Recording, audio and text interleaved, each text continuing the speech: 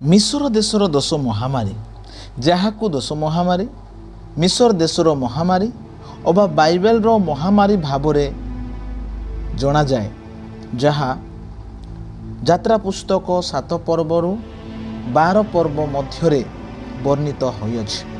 ଏହି ମହାମାରୀ ଗୁଡ଼ିକ 10 ବିପତ୍ତି, ଯାହାକୁ ପରମେଶ୍ୱର ମିଶର ଦେଶ ମଧ୍ୟକୁ ପଠାଇଲେ, ଯାହାଦ୍ୱାରା ଫାରୋ ଇସ୍ରାଏଲୀୟ ଲୋକମାନଙ୍କୁ ଦାସତ୍ୱ ଓ ଦୁର୍ଦ୍ଦଶା ବନ୍ଧନରୁ ମୁକ୍ତ କରିଦେବେ, ଯାହା ଇସ୍ରାଏଲୀୟ ମାନେ ପ୍ରାୟ 400 ବର୍ଷ ପାଇଁ ମିଶର ଦେଶରେ ସହ୍ୟ କରୁଥିଲେ।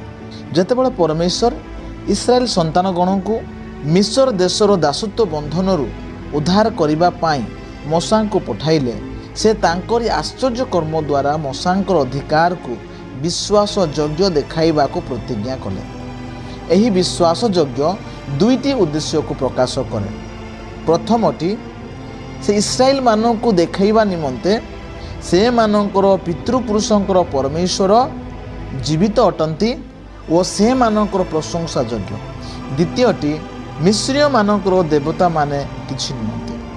ଇସ୍ରାଏଲୀୟମାନେ ମିଶର ଦେଶରେ ପ୍ରାୟ 400 ବର୍ଷ ନିମନ୍ତେ ଦାସ କାର୍ଯ୍ୟ କରୁଥିଲେ। ସେହି ସମୟରେ ସେମାନଙ୍କର ପିତୃପୁରୁଷମାନଙ୍କର ପରମେଶ୍ୱର ଉପରେ ସେମାନଙ୍କର ବିଶ୍ୱାସ ହରାଇଥିଲେ।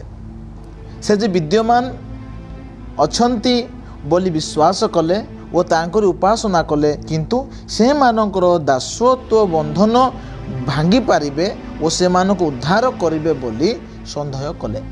ଏକ ବହୁ ଦେବାଦେବୀ ଉପାସକମାନଙ୍କ ପରି ମିଶ୍ରୀୟମାନେ ମଧ୍ୟ ପ୍ରକୃତିର ବିଭିନ୍ନ ଦେବାଦେବୀମାନଙ୍କୁ ପୂଜା କରୁଥିଲେ ଓ ଆପଣାର ଶକ୍ତି ଗୁଡ଼ିକର ଶ୍ରେୟ ପ୍ରାକୃତିକ ଘଟଣା ଗୁଡ଼ିକୁ ଦେଉଥିଲେ, ଯାହା ସେମାନେ ସେମାନଙ୍କର ଚତୁଃପାର୍ଶ୍ୱ ଦୁନିଆରେ ଦେଖୁଥିଲେ।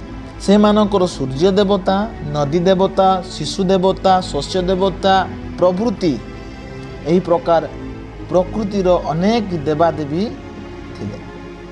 ଘଟଣା ଏପରିକି ନୀଳ ନଦୀର ବାର୍ଷିକ ବାତ୍ୟା ଦ୍ୱାରା ସେମାନଙ୍କର ଫସଲ ଉତ୍ପନ୍ନ ହେଉଥିଲା, ଯାହା ସେମାନଙ୍କର ଦେବତାର ଶକ୍ତିର ଓ କଲ୍ୟାଣର ପ୍ରମାଣ ଥିଲା। ଯେବେ ମୋଶା ଇସ୍ରାଏଲୀୟ ଲୋକମାନଙ୍କୁ ମିଶର ଦେଶରୁ ବାହାର କରି ନେବା ପାଇଁ ଫାରୋଙ୍କ ନିକଟବର୍ତ୍ତୀ ହେଲେ, ସେତେବେଳେ ଫାରୋ ଉତ୍ତର ଦେଇ କହିଲେ, ସଦାପ୍ରଭୁ କିଏ ଯେ ଆମ୍ଭେ ତାହାଙ୍କ କଥା ମାନି ଇସ୍ରାଏଲ ଲୋକମାନଙ୍କୁ ଛାଡ଼ିଦେବୁ? ଆମେ ସଦାପ୍ରଭୁଙ୍କୁ ଚିହ୍ନି ନାହୁଁ ଓ ଇସ୍ରାଏଲକୁ ଛାଡ଼ିଦେବୁ ନାହିଁ। ତାହାପରେ ପରମେଶ୍ୱର ଫାରୋଙ୍କୁ ଆପଣାର ପରାକ୍ରମ ଓ ଶକ୍ତିର କାର୍ଯ୍ୟ ଦେଖାଇ ଚୁନତି ଦେଲେ।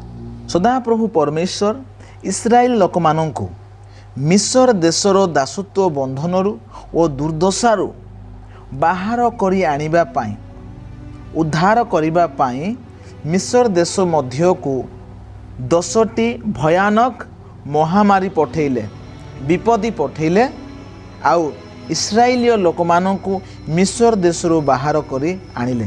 ସେହି ମହାମାରୀ ଗୁଡ଼ିକ ହେଉଛି 1. ଜଳ ରକ୍ତରେ ପରିଣତ ହେବା, 2. ବେଙ୍ଗ, 3.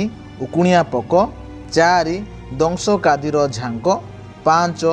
ପଶୁପଲର ମୃତ୍ୟୁ, 6. ଦାହଯୁକ୍ତ ବଥ, 7. ମେଘଗର୍ଜନ ଓ ଶିଳାବୃଷ୍ଟି, 8. ପଙ୍ଗପାଳ, 9. ଅନ୍ଧକାର, 10. ପ୍ରଥମ ଜାତମାନଙ୍କ ମୃତ୍ୟୁ। ସଦାପ୍ରଭୁ ପରମେଶ୍ୱର ଆଶ୍ଚର୍ଯ୍ୟ ଭାବରେ ତାଙ୍କରି ପରାକ୍ରମ ଓ ଶକ୍ତିର କାର୍ଯ୍ୟ ସାଧନ କରି ଇସ୍ରାଏଲ ଲୋକମାନଙ୍କୁ ମିଶର ଦେଶରୁ ବାହାର କରି କିନାନ ଦେଶ ଆଡ଼କୁ କଢ଼ାଇ ନେଲେ।